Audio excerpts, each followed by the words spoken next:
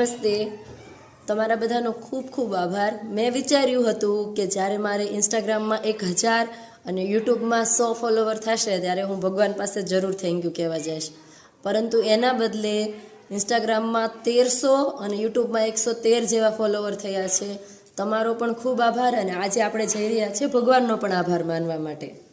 તો સાંજના અમે નીકળી પડ્યા ભગવાનનો આભાર માનવા માટે. અને આ ગૌધન અમને મળ્યું હતું વચ્ચે. આ ગામ છે તે સંતોની ભૂમિ છે, અહીં સંતોના નિવાસ છે. ગામની ચારેકોર ધારું, ડુંગરા વગેરે આવેલું છે અને વચ્ચે વસેલું આ નાનકડું ગામ છે. અત્યારે સંધ્યાનો સમય થવામાં થોડી વાર હતી અને આ ધારું ડુંગરા ઉપર તડકો આવી રહ્યો હતો અને જે દ્રશ્ય સર્જાઈ રહ્યું હતું તે એકદમ મનોરમ્ય હતું. અને અત્યારે બોરની સિઝન ચાલુ થઈ ગઈ છે. આમ પણ ડુંગરા ઉપર કાંટાળા ઝાડ વધારે થાય છે. બોરડી ઉપર કટિયા બોરની ભરમાર થઈ ગઈ હતી. હવે અમે આવી ચૂક્યા હતા એકદમ ઉપર.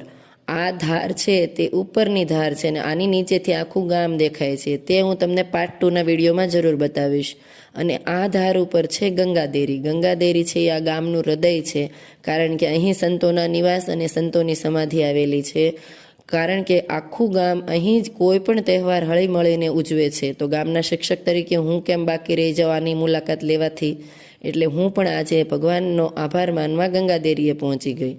ગંગાદેરીએ પહોંચીને સૌથી પહેલાં તો અમે બહારનું વાતાવરણ જોયું. આટલા બધા ઝાડ, જૂના જમાનાના બાંધકામ અને સાથે સંતોની સમાધિ, આ બધું જોઈને ખૂબ મજા આવતી હતી અને મન પણ શાંત થતું હતું.